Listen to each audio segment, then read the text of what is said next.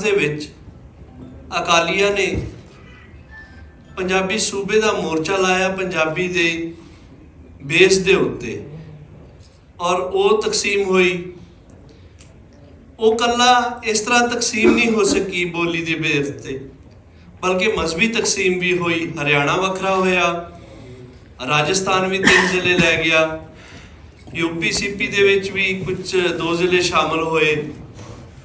ਪੰਜਾਬ ਜਿਹੜਾ ਸੀ ਉਹਦੇ ਕਈ ਜ਼ਿਲ੍ਹੇ KPK 'ਚੋਂ ਚਲੇ ਗਏ, ਕਈ ਬਲੋਚਿਸਤਾਨ 'ਚ ਚਲੇ ਗਏ, ਔਰ ਕਈ ਸਿੰਧ 'ਚ ਵੀ ਚਲੇ ਗਏ, ਕਿਉਂਕਿ ਇਸ ਦਾ ਵਾਲੀ ਵਾਰਸ ਕੋਈ ਨਹੀਂ ਸੀ ਹੈ। ਔਰ ਇਹੋ ਹੀ ਗੱਲ ਅਸੀਂ ਹਰ ਥਾਂ ਦੇ ਉੱਤੇ ਕਰਦੇ ਹਾਂ ਕਿ ਹੁਣ ਵੀ ਹੁਣ ਦੇ ਪੰਜਾਬ ਨੂੰ, ਹੁਣ ਦੀ ਚਾਰ ਦੀਵਾਰੀ ਨੂੰ ਅਸੀਂ ਇਕੱਠੀ ਕਰ ਲਈਏ।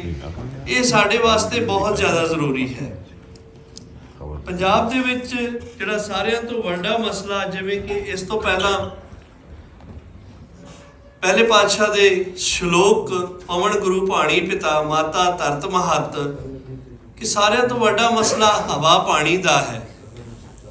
ਔਰ ਉਸ ਤੋਂ ਵੱਡਾ ਮਸਲਾ ਹੁਣ ਸਾਡੇ ਵਾਸਤੇ ਇਹ ਜਿਹੜੀ ਛੋਟੀ ਛੋਟੀ ਲਿਪੀਆਂ ਲਹਿਜਿਆਂ ਦੀ ਗੱਲ ਸ਼ੁਰੂ ਹੋਈ ਹੈ, ਇਹ ਵੀ ਤਕਸੀਮ ਦਰ ਤਕਸੀਮ ਕਰ ਰਹੀ ਹੈ ਇਸ ਧਰਤੀ ਨੂੰ।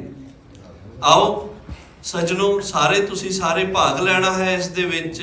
ਸਾਡੇ ਮਹਾਨ ਉਸਤਾਦ ਜਿਹੜੇ ਨੇ ਉਹ ਇਸ ਵੇਲੇ ਸਟੇਜ ਤੇ ਮੌਜੂਦ ਨੇ, ਅਸੀਂ ਉਹਨਾਂ ਨਾਲ ਗੱਲ ਕਰੀਏ ਇਸ ਬਾਰੇ।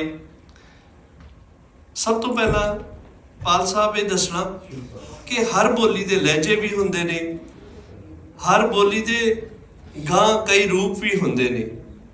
ਇਹਦੇ ਇਤਿਹਾਸ ਬਾਰੇ ਥੋੜਾ ਜਿਹਾ ਚਾਨਣਾ ਪਾ ਦਿਓ ਜੀ। ਹਰ ਜਿਹੜੀ ਬੋਲੀ ਵੱਡੇ ਇਲਾਕੇ 'ਚ ਬੋਲੀ ਜਾਣ ਵਾਲੀ ਹੁੰਦੀ ਹੈ ਨਾ, ਉਹ ਬੁਨਿਆਦੀ ਤੌਰ 'ਤੇ ਨਿੱਕੀਆਂ ਨਿੱਕੀਆਂ ਬਹੁਤ ਸਾਰੀਆਂ ਬੋਲੀਆਂ ਲਹਿਜਿਆਂ ਦਾ ਮਜਮੂਆ ਹੁੰਦੀ ਹੈ। ਆਪਣੀ ਪੰਜਾਬੀ ਨੂੰ ਲਵੋ, ਸਿਆਲਕੋਟ ਵਿੱਚ ਪੰਜਾਬੀ ਸਾਰੀ 100% ਤੁਸੀਂ ਤਾਂ ਮੈਂ ਸਮਝਦੇ ਹਾਂ। ਲੋਰੀਆ ਜਦੋਂ ਬੋਲੇਗਾ ਤਾਂ ਉਹ ਕੀਤਾ ਦਾ ਹੈ, ਦਾ ਲਫ਼ਜ਼ ਨਹੀਂ ਬੋਲਦਾ ਨਾ, ਇਹ ਫਲਾਣਾ ਕੰਮ ਕੀਤਾ ਦਾ ਹੈ। ਲੈਲਪੁਰ ਚਲੇ ਜਾਈਏ, ਕਿੱਦਾਂ, ਮੈਂ ਤਾਂ ਲਾਹੌਰ ਦਾ ਮੈਂ ਨਹੀਂ ਬੋਲਦਾ ਕਿੱਦਾਂ, ਸਮਝ ਮੈਨੂੰ ਆ ਰਹੀ ਹੁੰਦੀ ਹੈ ਕਿ ਕੀ ਕਹਿ ਰਿਹਾ। ਬੰਗਾਲ ਮੈਨੂੰ ਰਹਿਣ ਦਾ ਇਤਫਾਕ ਹੋਇਆ, 5ਵੀਂ ਤੋਂ 8ਵੀਂ ਮੈਂ ਉੱਥੇ ਪੜ੍ਹਿਆ। ਰਿਕਸ਼ੇ 'ਚ ਬੈਠੇ ਤਾਂ ਮੈਨੂੰ ਬੰਗਾਲੀ ਅੱਛੀ ਬੋਲਣੀ ਆਉਂਦੀ ਸੀ, ਤੇ ਬੰਗਾਲੀ ਲਈ ਸਾਰਿਆਂ ਤੋਂ ਖੁਸ਼ੀ ਦੀ ਗੱਲ ਇਹ ਹੁੰਦੀ ਹੈ ਕਿ ਉਹ ਦੂਜੀ ਜ਼ੁਬਾਨ ਵਾਲਾ ਬੰਗਾਲੀ 'ਚ ਉਹਦੇ ਨਾਲ ਗੱਲ ਕਰੇ। ਪੰਜਾਬੀਆਂ ਦੇ ਉਲਟ ਪੰਜਾਬੀ ਮਾਈਂਡ ਕਰਦਾ, ਤੁਹਾਨੂੰ ਕਹਿੰਦਾ ਤੂੰ ਅੰਗਰੇਜ਼ੀ ਬੋਲ ਜਾਂ ਉਰਦੂ ਬੋਲ। ਉਹ ਇੱਕ ਬੰਦਾ ਅੰਗਰੇਜ਼ ਆਇਆ ਇੱਥੇ, ਤੇ ਉਹ ਇੱਥੇ ਪੰਜਾਬੀ ਸਿੱਖਣ ਆਇਆ, ਜਿੱਥੇ ਜਾਏ ਲੋਕ ਉਹਦੇ ਨਾਲ ਅੰਗਰੇਜ਼ੀ ਬੋਲਣ। ਉਹ ਚਿੜ ਗਿਆ, ਯਾਰ ਮੈਂ ਇੱਥੇ ਪੰਜਾਬੀ ਸਿੱਖਣ ਆਇਆ ਤੇ ਤੁਸੀਂ ਮੈਨੂੰ ਅੰਗਰੇਜ਼ੀ ਸਿਖਾ ਰਹੇ ਹੋ, ਅੰਗਰੇਜ਼ੀ ਤਾਂ ਮੈਨੂੰ ਪਹਿਲਾਂ ਹੀ ਬੜੀ ਆਉਂਦੀ ਹੈ। ਤੇ ਉਹ ਬੰਗਾਲੀ ਖੁਸ਼ ਹੋ ਗਿਆ, ਰਿਕਸ਼ੇ ਵਾਲਾ ਸੀ, ਤੇ ਮੈਨੂੰ ਪੁੱਛਣ ਲੱਗ ਪਿਆ ਕਿੰਨਵੀਂ ਪੜ੍ਹਨਾ, ਕੀ ਕਰਨਾ ਹੈ। ਤੇ ਕਹਿੰਦਾ ਮੈਂ ਤੁਹਾਨੂੰ ਸਿਲਟ ਦੀ ਬੰਗਾਲੀ ਆਉਂਦੀ ਹੈ। ਮੈਂ ਕਿਹਾ ਸਿਲਟ ਵਿੱਚ ਬੰਗਾਲੀ ਕਿਹੜੀ ਹੋਰ ਬੰਗਾਲੀ ਹੈ? ਕਹਿੰਦਾ ਉਹਦਾ ਲਹਿਜਾ ਹੋਰ ਹੈ। ਮੈਂ ਕਿਹਾ ਉਹ ਕਿਹੋ ਜਿਹਾ? ਕਹਿੰਦਾ ਕੋਈ ਫਿਕਰਾ ਬੋਲ। ਮੈਂ ਕਿਹਾ ਬੰਗਾਲੀ ਤੂੰ ਕੀ ਕਰ ਰਿਹਾ, ਤੁਮੀ ਕੀ ਕਰੋ? ਕਹਿੰਦਾ ਸਿਲਟ ਵਿੱਚ ਕਹਿਣਗੇ ਆਫਨੇ ਖੀਤਾ ਕੋਰਨ ਬਾ। ਮੇਰੇ ਲਈ ਨਵੀਂ ਗੱਲ ਸੀ। ਅੱਛਾ, ਬੰਗਾਲੀ 'ਚ ਨਾ ਫੇਵੇ ਨਾ ਖੇਵੇ, ਦੋਵੇਂ ਵਾਜ਼ਾ ਕੋਈ ਨਹੀਂ, ਜ਼ੇ ਵੀ ਕੋਈ ਨਹੀਂ, ਜੀ ਵੀ ਚੱਲਦਾ ਹਰ ਤਾਂ ਜਲੀਲ ਨੂੰ ਜ਼ਲੀਲ ਕਰ ਦਿੰਦੇ। ਅੱਛਾ, ਮੈਂ ਸੁਣ ਲਿਆ ਫਿਕਰਾ, ਹੈਰਾਨ ਹੋਇਆ। ਮੈਂ ਕਿਹਾ ਸਿਲਟ 'ਚ ਅਸਾਮੀ ਜ਼ੁਬਾਨ ਬੋਲੀ ਜਾਂਦੀ? ਕਿ ਨਹੀਂ ਸਖਤੀ ਨਾਲ ਕਹਿੰਦਾ ਨਹੀਂ ਬੰਗਲਾ ਬੋਲਨੇ ਅਸੀਂ। ਤੇ ਮੈਂ ਕਿਹਾ 3 ਲਫ਼ਜ਼ ਨੇ ਆਪਣੀ ਕੀ ਕੋਰਨ, ਉਹ 3 ਲਫ਼ਜ਼ ਪਲਟ ਗਏ ਨੇ, ਉਹ ਸਿਲਟ ਦੀ ਜ਼ੁਬਾਨ 'ਚ ਬੰਗਾਲੀ 'ਚ ਨਹੀਂ ਮੌਜੂਦ। ਆਫਨੇ ਖੀਤਾ ਕੋਰਨ ਬਾ, 2 ਹਰਫ ਐਸੇ ਨੇ ਆਵਾਜ਼ਾਂ ਜਿਹੜੇ ਬੰਗਾਲੀ 'ਚ ਮੁੱਢੋਂ ਨਹੀਂ ਉਹ ਬੋਲਦੇ ਨੇ। ਉੱਥੇ ਤਜਰਬਾ ਹੋਇਆ, ਬੰਗਾਲੀ ਕਹਿੰਦੇ ਸਨ ਕਿ ਸਾਡੀ ਜ਼ੁਬਾਨ ਦੇ ਵਿੱਚ 52 ਲਹਿਜੇ ਨੇ। ਮੇਮਨ ਸਿੰਘ ਦੀ ਹੋ ਰਹੇ, ਸਿਲਟ ਦੀ ਹੋ ਰਹੇ, ਖੁੱਲਾਂ ਦੀ ਹੋ ਰਹੇ, ਦਿਨਾਜਪੁਰ ਦੀ ਹੋ ਰਹੇ, ਗਿਣ ਕੇ ਬੋਲਦੇ ਹੁੰਦੇ 52 ਲਹਿਜੇ ਨੇ। ਅੱਛਾ, ਉਦੋਂ ਕਦੀ ਸੋਚਿਆ ਹੀ ਨਹੀਂ ਸੀ ਕਿ ਕੱਲ੍ਹ ਨੂੰ ਇਹੋ ਕੁਝ ਪੰਜਾਬੀ 'ਚ ਵੀ। ਉਹ ਜਿਹੜੇ 52 ਲਹਿਜੇ ਨੇ ਉਹਨਾਂ 'ਚ ਕਿਸੇ ਬਾਂਗ ਉਲਾਰ ਕੇ ਨਹੀਂ ਸੀ ਕਿਹਾ ਜੀ ਸਾਡੀ ਜ਼ੁਬਾਨ ਸਿਲਟੀ ਹੈ, ਸਾਡੀ ਜ਼ੁਬਾਨ ਖੁੱਲਾਈ ਹੈ। ਬੰਗਲਾ ਭਾਸ਼ਾ ਹੀ ਸੀ ਸਭ ਦੀ, ਲਹਿਜੇ ਨੇ ਬੋਲਦੇ ਨੇ ਸਾਰੇ, ਕਈ ਵਾਰੀ ਸਮਝ ਹੀ ਨਹੀਂ ਆਉਂਦੀ। ਬਾਅਦ ਵਿੱਚ ਪੜ੍ਹਿਆ ਕਿ ਚੀਨੀ ਜ਼ੁਬਾਨ ਜਿਹੜੀ ਉਹ ਬੁਨਿਆਦੀ ਤੌਰ 'ਤੇ ਕੈਂਟਨ ਦਾ ਲਹਿਜਾ ਸ਼ੰਘਾਈ ਤੋਂ ਮੁਖਤਲਿਫ ਹੈ, ਇੱਕ ਲਫ਼ਜ਼ ਵੀ ਨਹੀਂ ਸਮਝ ਆਉਂਦਾ। ਬੀਜਿੰਗ ਦਾ ਲਹਿਜਾ ਹੋਰ ਹੈ, ਕਿਸੇ ਨੂੰ ਦੂਜੇ ਇਲਾਕੇ ਨਹੀਂ ਆਉਂਦਾ। ਸਾਂਝ ਕੀ ਹੈ? ਰਸਮੁਲ ਖ਼ਤ ਦੀ। ਇੱਕ ਸ਼ਹਿਰ 'ਚ ਉਹਨੂੰ ਮਨੁੱਖ ਕਹਿੰਦੇ ਨੇ, ਇੱਕ ਸ਼ਹਿਰ 'ਚ ਉਹਨੂੰ ਬੰਦਾ ਕਹਿੰਦੇ ਨੇ, ਇੱਕ ਸ਼ਹਿਰ 'ਚ ਇਨਸਾਨ ਕਹਿੰਦੇ ਨੇ, ਇੱਕ ਸ਼ਹਿਰ 'ਚ ਮੈਨ ਕਹਿੰਦੇ ਨੇ। ਸਮਝਦੇ ਕਿਸ ਤਰ੍ਹਾਂ ਨੇ? ਲਿਖਾਈ ਜਿਹੜੀ ਹੈ ਮੈਨ ਬੰਦਾ ਸਾਰੇ ਵਾਸਤੇ ਇੱਕੋ ਸ਼ਕਲ 'ਚ, ਆਡੀਓਗ੍ਰਾਫ ਨੇ ਸ਼ਕਲ ਤੋਂ ਪਛਾਣਦੇ ਨੇ ਕਿ ਬੰਦਾ ਲਿਖਿਆ। ਪੀਕੇ ਨਾਲ ਉਹਨੂੰ ਮਨੁੱਖ ਪੜ੍ਹ ਲੈਂਦਾ, ਦੂਸਰੇ ਸ਼ਹਿਰ ਵਾਲਾ ਉਹਨੂੰ ਇਨਸਾਨ ਪੜ੍ਹ ਲੈਂਦਾ। ਬਿਲਕੁਲ ਮੁਖਤਲਿਫ ਜ਼ੁਬਾਨ ਹੋ ਕੇ ਵੀ ਲਿਪੀ ਨੇ ਸਾਂਝਾ ਰੱਖੀ। ਪੰਜਾਬੀ ਚੂੰਕਿ ਜ਼ੁਬਾਨ ਤੋਂ ਬੇਸੁਰਤ ਰਹੇ ਨੇ, ਸਿੱਖ ਭਰਾ ਲਿਖਦੇ ਪੜ੍ਹਦੇ ਸਨ। 47 'ਚ ਅਸੀਂ ਉਹਨਾਂ ਨੂੰ ਕੱਢ ਛੱਡਿਆ ਕਿ ਜਾਓ ਜੀ। ਇੱਥੇ ਫਖਰ ਨਾਲ ਕਿਸੇ ਨੇ ਕਿਹਾ ਕਿ ਜੀ ਸਿੱਖੇ ਤੂੰ ਚਲੇ ਗਏ ਨੇ, ਹੁਣ ਸਿੱਖਾਂ ਦੀ ਬੋਲੀ ਕੋਈ ਨਾ ਬੋਲੇ। ਯਾਨੀ ਮੈਂ ਸਖਤ ਲਫ਼ਜ਼ ਨਹੀਂ ਬੋਲਾਂ, ਉਲੂ ਦੇ ਪੱਠਿਆਂ ਵਾਲੀ ਗੱਲ ਹੈ। ਬਾਬਾ ਫਰੀਦ ਕਿੱਥੋਂ 1100 ਸਾਲ ਹੋ ਗਏ ਨੇ, ਸ਼ਾਹ ਹੁਸੈਨ ਕਦੋਂ, ਸਿੱਖ ਤੇ ਕੱਲ੍ਹ ਪੇ ਆਮਦੇ ਨੇ। ਜ਼ੁਬਾਨ ਅਸੀਂ ਉਹਨਾਂ ਦੇ ਖਾਤੇ ਪਾ ਕੇ ਇੱਥੇ ਨਾਮ ਨੇ ਆਦ ਕੌਮੀ ਜ਼ੁਬਾਨ ਸਿਰ ਤੇ ਸਵਾਰ ਕਰ ਲਈ। ਉਹੋ ਹੀ ਉਹਨਾਂ ਦਾ ਮਕਸਦ ਸੀ ਕਿ ਪੰਜਾਬੀ ਨੂੰ ਬਦਨਾਮ ਕੀਤਾ ਜਾਏ, ਬੁਰਾ ਕੀਤਾ ਜਾਏ, ਕਿਹਾ ਜਾਏ ਤਾਂ ਜੇ ਪੰਜਾਬੀ ਛੱਡ ਦੇ। ਅਸੀਂ ਉਹਨਾਂ ਦੀ ਸਾਜ਼ਿਸ਼ ਦੇ ਮਗਰ ਲੱਗ ਗਏ। ਸਿੰਧ ਵਿੱਚ ਅਖਾਣ ਹੈ, ਸਿੰਧ ਮੈਂ ਚੱਪੇ ਚੱਪੇ ਤੇ ਬੋਲੀ ਬਈ। ਸਿੰਧ ਵਿੱਚ ਚੱਪੇ ਚੱਪੇ ਤੇ ਜ਼ੁਬਾਨ ਦੂਜੀ ਹੈ। ਸਾਡਾ ਵੀ ਅਖਾਣ ਹੈ, 12 ਕੋਹ ਤੇ ਜ਼ੁਬਾਨ ਬਦਲ ਜਾਂਦੀ। ਪਸ਼ਤੋ ਬੰਨੋ ਦੀ ਪਸ਼ਤੋ ਤੇ ਪਸ਼ਾਵਰ ਦੀ ਪਸ਼ਤੋ 'ਚ ਕੋਈ ਸਮਝ ਹੀ ਨਹੀਂ ਆਉਂਦੀ ਇੱਕ ਦੂਜੇ ਦੀ। ਪਸ਼ਤੋ ਦੇ ਪੈਦਾਸ਼ੇ ਲਹਿਜੇ ਨੇ। ਰਕਸਾਨੀ ਤੇ ਇੱਕ ਦੂਸਰਾ ਮੇਰੇ ਜਨਾਬ ਬਲੋਚੀ ਦੇ ਦੋ ਵੱਡੇ ਲਹਿਜੇ ਨੇ ਜਿਹੜੇ ਬਿਲਕੁਲ ਹੀ ਇੱਕ ਦੂਜੇ ਤੋਂ ਅਲੱਗ, ਦੋ ਜ਼ੁਬਾਨਾਂ ਨੇ ਨਿਕਲਿਆ। ਕਦੇ ਕਿਸੇ ਬਲੋਚੀ ਨੇ ਨਹੀਂ ਕਿਹਾ ਜੀ ਮੈਂ ਤਾਂ ਕੋਟੇ 'ਚ ਬਲੋਚੀ ਬੋਲਣਾ ਤੇ ਮੈਂ ਤੇ ਦੂਜੀ ਜ਼ੁਬਾਨ। ਸਾਡੇ ਪੰਜਾਬੀ 'ਚ ਇਹ ਹੁੰਦਾ ਕਿ ਹਰ ਬੰਦੇ ਦੀ ਕੋਸ਼ਿਸ਼ ਹੁੰਦੀ ਹੈ ਕਿ ਉਹਦੇ ਘਰ ਦੀ ਜ਼ੁਬਾਨ ਨੂੰ ਸਟੈਂਡਰਡ ਪੰਜਾਬੀ ਮੰਨਿਆ ਜਾਏ। ਜੇ ਤੁਸੀਂ ਨਹੀਂ ਮੰਨਦੇ ਹੋ ਕਹਿੰਦਾ ਜੀ ਮੇਰੀ ਤਾਂ ਬੋਲੀ ਵੱਖਰੀ ਹੈ।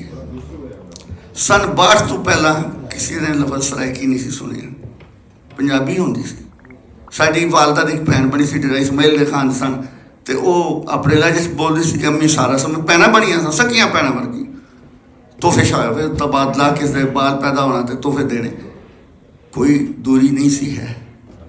ਜਦੋਂ 60 ਤੋਂ ਬਾਅਦ ਪੰਜਾਬੀ ਤਰੀਕ ਨੇ ਥੋੜ੍ਹਾ ਸਿਰ ਚੁੱਕਣਾ ਸ਼ੁਰੂ ਕੀਤਾ, ਅਗਲਿਆਂ ਫਟ ਤੈਅ ਕੀਤਾ ਕਿ ਇਹਨੂੰ ਮਾਰਨਾ ਕਿੱਥੋਂ ਹੈ। ਮਾਰਨ ਲਈ ਤੇ ਹੁੰਦਾ ਨਾ ਕਿਸੇ ਜ਼ੁਬਾਨ ਨੂੰ ਖਤਮ ਕੀਤਾ ਜਾਏ। ਉਹ ਕੋਸ਼ਿਸ਼ਾਂ ਬੜੀਆਂ ਜਾਰੀ ਰਹੀਆਂ ਸਿੱਖਾਂ ਦੀ ਬੋਲੀ ਤੇ ਫਲਾਣੀ ਬੋਲੀ ਤੇ ਫਲਾਣੀ, ਕਿਸੇ ਪੰਜਾਬੀ ਨੇ ਨਹੀਂ ਛੱਡੀ। ਹੁਣ ਇਹ ਕਿ ਇਹਨਾਂ 'ਚ ਆਪਸ ਵਿੱਚ ਲੜਾ ਦਿਓ, ਉਹ ਸਾਜ਼ਿਸ਼ 'ਤੇ ਅਮਲ ਹੋਇਆ। ਬਾਹਾਂ ਉਲਾਰ ਕੇ ਕਿਹਾ ਜੀ ਸਾਡੀ ਤਾਂ ਜ਼ੁਬਾਨ ਸਾਨੂੰ ਤਾਂ ਸਮਝ ਹੀ ਨਹੀਂ ਆਉਂਦੀ। ਮੈਂ ਕਈ ਬੰਦਿਆਂ ਨੂੰ ਕਿਹਾ, ਮੈਂ ਕਿਹਾ ਜੀ ਤੁਸੀਂ ਆਪਣੀ ਡੇਰਾ ਇਸਮਾਈਲ ਖਾਨ ਦੀ ਜਾਂ ਡੇਰਾ ਗਾਜ਼ੀ ਖਾਨ ਦੀ ਪੰਜਾਬੀ ਬੋਲੋ, ਮੈਨੂੰ ਸਮਝ ਆਉਂਦੀ ਨਹੀਂ। ਆਪਕੋ ਸਮਝ ਨਹੀਂ ਆਏਗੀ। ਫਿਕਰਾ ਉਰਦੂ 'ਚ ਬੋਲੇ, ਉਹਨੇ ਮੇਰੇ ਬਾਰੇ ਫੈਸਲਾ ਕੀਤਾ ਕਿ ਮੈਨੂੰ ਉਹਦੀ ਜ਼ੁਬਾਨ ਨਹੀਂ ਸਮਝ ਆਣੀ। ਮੈਂ ਕਹਿ ਰਿਹਾ ਸਮਝ ਆਵੇਗੀ, ਨਹੀਂ ਆਪਕੋ ਸਮਝ ਨਹੀਂ ਆਏਗੀ। ਨੌਨਸੈਂਸ ਹੈ ਨਾ। ਮੇਰੇ ਬਾਰੇ ਕੌਣ ਫੈਸਲਾ ਕਰ ਸਕਦਾ ਮੈਨੂੰ ਫਲਾਣੀ ਗੱਲ ਸਮਝ ਆਉਣੀ ਹੈ ਕਿ ਨਹੀਂ ਆਣੀ? ਤੱਕੋ ਜ਼ੋਰੀ ਤੁਹਾਨੂੰ ਸਮਝ ਨਹੀਂ ਆਵੇਗੀ, ਸਾਡੀ ਜ਼ੁਬਾਨ ਦੂਜੀ ਹੈ। ਫਰਕ ਕੀ ਹੈ ਜੀ? ਇਹ ਘੁੰਮਣ ਸਾਹਿਬ ਗਵਾ ਨੇ ਕੋਈ ਲਫ਼ਜ਼ ਹਾਣੋਂ ਨਜ਼ਮ ਵਿੱਚ ਵਰਤਿਆ ਗਿਆ। ਅੱਛਾ, ਮੈਂ ਚੂੰਕਿ ਸ਼ਹਿਰ ਦਾ ਜੰਪਾਲਾ, ਮੈਨੂੰ ਪੰਜਾਬੀ ਨਹੀਂ ਆਉਂਦੀ। ਹਾਣੋਂ ਆਇਆ ਰਵੇਲ ਅਸੀਂ ਕਰਦੇ ਸਨ ਤੇ ਘੁੰਮਣ ਸਾਹਿਬ ਨੂੰ ਦੱਸਿਆ ਕਿ ਉਹਨਾਂ ਦੇ ਲਾਗੇ ਤੇ ਆਮ ਮੈਨੇ ਪੁੱਛਿਆ, ਮੈਂ ਯਾਰ ਹਾਣੋਂ ਦਾ ਮਤਲਬ ਕੀ ਹੈ? ਹਨੂ ਅਕਲ, ਹਨੂ ਸਮਝ ਨਹੀਂ ਸੀ ਆ ਰਹੀ ਅਕਲ ਨਾਲ ਕਿਹੜੀ ਚੀਜ਼ ਥੱਲੇ। ਘੁੰਮਣ ਸਾਹਿਬ ਨੇ ਦੱਸਿਆ ਕਿ ਉਹਨਾਂ ਦੇ ਲਾਗੇ ਤੇ ਆਮ ਦਾੜ, ਦੰਦ ਦੀ ਦਾੜ, ਅਕਲਦਾਰ ਹਾਣੋਂ ਕਹਿੰਦੇ ਨੇ ਇਹਨਾਂ ਵੱਲ। ਜਿਹੜਾ ਲਫ਼ਜ਼ ਅਗਲੇ ਨੇ ਬੜਾ ਮੁਸ਼ਕਿਲ ਲਿਖ ਕੇ ਆਪਣੇ ਵੱਲੋਂ ਕਰਿਆ ਕਿ ਜਨਾਬ ਇਹਨਾਂ ਨੂੰ ਪੰਜਾਬੀਆਂ ਨੂੰ ਸਮਝ ਨਹੀਂ ਆਵੇਗੀ। ਇੱਕੋ ਜ਼ੁਬਾਨ ਹੈ, ਇੱਕੋ ਤਹਿਜ਼ੀਬ ਹੈ, ਇੱਕੋ ਕਲਚਰ ਹੈ। ਮੈਨੂੰ ਤਾਂ ਕਦੀ ਓਪਰੇਪਨ ਦਾ ਅਹਿਸਾਸ ਨਹੀਂ ਹੋਇਆ। ਜ਼ੁਬਾਨ ਦੂਜੀ ਉੱਥੇ ਹੁੰਦੀ ਹੈ ਜਿੱਥੇ ਤੁਹਾਨੂੰ ਟਰਾਂਸਲੇਟਰ ਦੀ ਜ਼ਰੂਰਤ ਪਵੇ। ਤਾਂ ਕਈ ਵਾਰੀ ਤਾਂ ਮੇਰੀ ਵਾਲਦਾ ਵੀ ਐਸਾ ਪੁਰਾਣਾ ਲਫ਼ਜ਼ ਬੋਲਦੀ ਹੈ, ਮੇਰੇ ਪੱਲੇ ਨਹੀਂ ਪੈਂਦਾ ਇੱਕੋ ਘਰ ਦੇ 'ਚ। ਮੈਂ ਪੁੱਛਣਾ ਜੀ ਇਹ ਕੀ? ਉਹ ਦੱਸਦੇ ਜੀ ਸਾਡੇ ਵੱਡੇ ਵਡੇਰੇ ਇੰਝ ਬੋਲਦੇ ਸਨ। ਦਾਦਾ ਜੀ ਹਮੇਸ਼ਾ ਸ਼ੀ ਕਹਿੰਦੇ ਸਨ, ਸਬੂਣ ਕਹਿੰਦੇ ਸਨ, ਸਲੂਣਾ ਕਹਿੰਦੇ ਸਨ। ਮੈਂ ਤਿੰਨੇ ਲਫ਼ਜ਼ ਨਹੀਂ ਬੋਲਦਾ, ਮੈਂ ਸਾਲਣ ਕਹਿਣਾ, ਸਾਬਣ ਕਹਿਣਾ, ਸ਼ੇਰ ਕਹਿਣਾ। ਸਿੰਧੀ ਚਾਹੀਏ ਵੀ ਸ਼ੀ ਚੱਲਦਾ ਹੈ। ਜ਼ੁਬਾਨੀ ਲਫ਼ਜ਼ ਆਮਦੇ ਜਾਂਦੇ ਰਹਿੰਦੇ। 4 ਲਫ਼ਜ਼ਾਂ ਦੇ 6 ਲਫ਼ਜ਼ਾਂ ਦੇ ਫਰਕ ਨਾਲ ਜ਼ੁਬਾਨ ਨਹੀਂ ਬਦਲਦੀ ਹੈ। ਅਲਬੱਤਾ ਜੇ ਮਨ ਹਰਾਮੀ ਤਾਂ ਹੋਈ ਤਾਂ ਟੇਰ ਵਾਲੀ ਗੱਲ ਹੋਵੇ, ਫਿਰ ਤਾਂ ਸਕੇ ਭਰਾ ਦੀ ਗੱਲ ਹੀ ਨਾ ਸਮਝ ਆਉਂਦੀ। ਮੈਨੂੰ ਨਹੀਂ ਸਮਝ ਆਉਂਦੀ ਤੂੰ ਕੀ ਪਿਆ ਕਹਿਣਾ। ਜੋ ਜਾਇਦਾਦ ਦਾ ਝਗੜਾ ਹੋਵੇ ਇੰਝ ਹੁੰਦਾ। ਵਸਣਾ ਹੋਵੇ ਹਰ ਬੰਦਾ ਤੁਹਾਡੇ ਨਾਲ ਹੁੰਦਾ, ਨਹੀਂ ਵਸਣਾ ਹੁੰਦਾ ਤਾਂ ਸਕੇ ਭਰਾ ਵੀ ਜ਼ੁਬਾਨ ਵੱਖਰੀ ਕਰ ਲੈਣ। ਇਹ ਚੀਜ਼ ਪੰਜਾਬੀ 'ਚ ਹੋ ਰਹੀ ਹੈ। ਪੰਜਾਬੀ 'ਚੋਂ ਕਿ ਇਨਫਰਾਦੀਅਤ ਪਸੰਦ ਵੀ ਜ਼ਿਆਦਾ, ਸਾਡੀ ਨਫਸਿਆਤ ਵੀ ਇਸ ਕੰਮ ਵਿੱਚ ਆ ਜਾਂਦੀ ਹੈ। ਆਪਣੀ ਜ਼ੁਬਾਨ, ਘਰ ਦੀ ਜ਼ੁਬਾਨ, ਜ਼ਾਤੀ ਜ਼ੁਬਾਨ ਨਹੀਂ ਛੱਡਦੇ। ਮੇਰੇ ਘਰ 'ਚ ਇੱਕ ਵਾਰੀ 4 ਬੰਦੇ ਇਕੱਠੇ ਹੋ ਕੇ ਮੁਖਤਲਿਫ ਇਲਾਕਿਆਂ ਦੇ ਦਾਨਿਸ਼ਵਰ ਸਨ, ਗੱਪਸ਼ਪ ਹੋ ਰਹੀ ਹੈ। ਇੱਕ ਸਾਹਿਬ ਨੇ ਕਿਹਾ ਜੀ ਆਪਦੇ, ਪਤਾ ਨਹੀਂ ਕੀ ਕੋ ਆਪਦੇ ਕਰਕੇ ਬੋਲਿਆ। ਦੂਜੇ ਸਾਹਿਬ ਨੂੰ ਵੀ ਸ਼ੌਕ ਆ ਗਿਆ, ਉਹਨੇ ਕਿਹਾ ਆਦੇ। ਤੀਜੇ ਕਹਿਣ ਜੀ ਆਪਣੇ। ਚੌਥੇ ਨੇ ਕੁਝ ਹੋਰ ਇਸ ਤਰ੍ਹਾਂ ਦਾ ਹੀ ਕੋਈ ਲਫ਼ਜ਼ ਬੋਲਿਆ। ਤੇ ਉਹ ਪੰਜਾਬੀ ਆਪਣਾ ਮਨਪਸੰਦ ਲਫ਼ਜ਼ ਛੱਡਣ ਨੂੰ ਨਹੀਂ ਤਿਆਰ ਹੁੰਦਾ। ਸਟੈਂਡਰਡ ਜ਼ੁਬਾਨ ਚਲੀ ਆ ਰਹੀ ਸੀ, ਬਾਬੇ ਫਰੀਦ ਤੋਂ ਲੈ ਕੇ ਤੇ ਖਾਜਾ ਫਰੀਦ ਤੱਕ ਸਾਰੇ ਸਮਝਦੇ ਸਨ, ਸਾਰੇ ਪੜ੍ਹਦੇ ਸਨ, ਸਾਰੇ ਗਾਉਂਦੇ ਸਨ, ਸਾਰੇ ਉਹਨਾਂ ਦਾ ਇਹਤਰਾਮ ਕਰਦੇ ਸਨ ਉਹਨਾਂ ਦੀ ਸ਼ਾਇਰੀ ਦੀ ਵਜ੍ਹਾ ਨਾਲ। ਹੁਣ ਕਿਸੇ ਸਾਹਿਬ ਨੂੰ ਖਿਆਲ ਆਇਆ ਕਿ ਇਹ ਤਾਂ ਸਮਝ ਆ ਰਹੀ ਪੰਜਾਬੀ ਤਾਂ ਇੱਕੋ ਜਿਹੀ ਨੇ। ਬਾਈਬਲ ਵਿੱਚ ਇੱਕ ਵਾਕਿਆ ਆਉਂਦਾ ਕਿ ਸਾਰੇ ਇਨਸਾਨਾਂ ਨੇ ਇਕੱਠੇ ਹੋ ਕੇ ਮੀਨਾਰ ਬਣਾਇਆ, ਅੱਲਾ ਮੀਆਂ ਤੱਕ ਪਹੁੰਚੀ, ਅਸਮਾਨ ਤੱਕ ਪਹੁੰਚੀ। ਅੱਲਾ ਮੀਆਂ ਨੂੰ ਇਹ ਗੱਲ ਪਸੰਦ ਆਈ ਤੇ ਉਹਨਾਂ ਸਾਰਿਆਂ ਦੇ ਵਿੱਚ ਨਾ ਜ਼ੁਬਾਨ ਦਾ ਨਖੇੜ ਪਾਈ। ਤਾਂ ਪਹਿਲਾਂ ਇੱਕੋ ਜ਼ੁਬਾਨ ਹੁੰਦੀ ਸੀ, ਨਖੇੜ ਹੋ ਗਿਆ। ਪੰਜਾਬੀਆਂ ਨਾਲ ਇਹੋ ਜਿਹੀ ਜਾਦੂਗਰੀ ਕਿਸੇ ਹੋਰ ਤਰ੍ਹਾਂ ਹੋਈ ਹੈ। ਇਹਨਾਂ 'ਚ ਹੋਇਆ ਕਿ ਜੋ ਘਰ ਦੀ ਜ਼ੁਬਾਨ ਹੈ ਉਹ ਬੋਲੋ, ਮਹੱਲੇ ਦੀ ਜ਼ੁਬਾਨ ਬੋਲੋ, ਦੂਜੇ ਸ਼ਹਿਰ ਦਾ ਲਫ਼ਜ਼ ਨਾ ਵਰਤਣਾ। ਇਨਫਰਾਦੀਅਤ ਪਸੰਦ ਹੈ। ਨਤੀਜਾ ਹੈ ਕਿ ਹਰ ਬੰਦਾ ਅੱਜ ਪੰਜਾਬੀ ਵਿੱਚ ਆਪਣੀ ਜ਼ੁਬਾਨ ਲਿਖ ਰਿਹਾ ਤੇ ਉਹ ਕੋਸ਼ਿਸ਼ ਹੁੰਦੀ ਹੈ ਕਿ ਉਹੋ ਹੀ ਚੱਲੇ। ਬਈ ਤੁਸੀਂ ਜੇ ਮੇਰੀ ਗੱਲ ਨਹੀਂ ਸਮਝੋਗੇ ਮੈਂ ਤੁਹਾਡੀ ਕਿਉਂ ਮੰਨਾਂਗਾ। ਇਹ ਕੰਮ ਹੋ ਰਿਹਾ ਲਹਿਜੇ ਜਿਹੜੇ ਇਹਨਾਂ ਦਾ ਖਿਲਾਰ ਪਾਇਆ ਜਾ ਰਿਹਾ, ਇੱਕ ਲਹਿਜੇ ਤੇ ਇੱਕ ਬਰਾਦਰੀਜ਼ਮ। ਨਵੇਂ ਦੌਰ ਵਿੱਚ ਜਦੋਂ ਆ ਗਿਆ, ਨੈਟ ਆ ਗਿਆ ਤੇ ਪੰਜਾਬੀ ਇਕੱਠੇ ਹੋ ਰਹੇ ਨੇ, ਇੱਕ ਦੂਜੇ ਨੂੰ ਸਮਝ ਰਹੇ ਨੇ। ਇਹ ਦੋ ਲਾਂਤਾਂ ਪਾ ਦਿੱਤੀਆਂ ਗਈਆਂ ਨੇ, ਬਰਾਦਰੀਜ਼ਮ, ਫਲਾਣੀ ਬਰਾਦਰੀ, ਫਲਾਣੀ ਬਰਾਦਰੀ। ਕੁਮਾਰ ਸਾਹਿਬ ਨੇ ਮੈਂ ਇੱਕ ਮੈਸੇਜ ਭੇਜਿਆ ਜੀ ਪੰਜਾਬੀ ਇਕੱਠੇ ਹੋ ਰਹੇ ਤੇ ਉਹਦੇ ਕੋਲ 500 ਬਰਾਦਰੀਆਂ ਦੇ ਨਾਂ ਲਿਖੇ। ਰਾਜਪੂਤ ਜਿਹੜੇ ਸਮਾਰਟ ਨਾਲ ਮਿਲਣਗੇ ਤੇ ਰਾਈ ਜਿਹੜੇ ਨੇ ਉਹ ਜੱਟਾਂ ਨਾਲ ਮਿਲਣਗੇ ਤੇ ਫਿਰ ਇਤਿਹਾਦ ਹੋਵੇਗਾ। ਕਿਸ ਤਰ੍ਹਾਂ ਮਿਲਣਗੇ ਭਾਈ? ਇਹ ਤੁਸੀਂ ਬੁਨਿਆਦ ਹੀ ਆਪਣੀ ਬਰਾਦਰੀ ਰੱਖ ਲਈ, ਆਪਣੇ ਘਰ ਦਾ ਲਹਿਜਾ ਰੱਖ ਲਿਆ, ਕਿਸ ਤਰ੍ਹਾਂ ਮਿਲਣਗੇ? ਗੁਜਰਾਤ ਵਾਲਾ ਸਾਹੀਵਾਲ ਦੀ ਜ਼ੁਬਾਨ ਕਿਉਂ ਬੋਲਣੀ ਚਾਹੇਗਾ ਜੇ ਸਾਹੀਵਾਲ ਵਾਲਾ ਉਹਦੀ ਗੱਲ ਨਹੀਂ ਮੰਨ ਰਿਹਾ? ਇੱਕ ਚੱਲਿਆ ਆ ਰਿਹਾ ਲਹਿਜਾ, ਉਹਨੂੰ ਚੱਲਣ ਦਿਓ, ਉਹਨੂੰ ਇਕੱਠਾ ਕਰੋ। ਇਕੱਠਾ ਕਰਨ ਦੀ ਬਜਾਏ ਹੋਰ ਖਿਲਾਰਿਆ ਜਾ ਰਿਹਾ। ਅਸੀਂ ਪੰਜਾਬੀ ਸਮਝਦੇ ਕਿ ਪੰਜਾਬੀ ਵਸੀ ਹੋ ਰਹੀ ਹੈ, ਵਸੀ ਨਹੀਂ ਹੋ ਰਹੀ, ਖਰਾਬ ਹੋ ਰਹੀ ਹੈ ਪੰਜਾਬੀ। ਖੇਰੋਂ ਕਰਕੇ ਸਾਨੂੰ ਵੰਡਣ ਦੇ ਮਨਸੂਬੇ। ਤੇ ਇਹ ਮੇਰੀ ਮਾਰੂ ਸਾਸਨ ਕੋ ਹੋਰ ਕਹੋਗੇ ਤਾਂ ਮੈਂ ਅਰਜ਼ ਕਰ ਦਿਆਂਗਾ ਮਜ਼ੀਦ।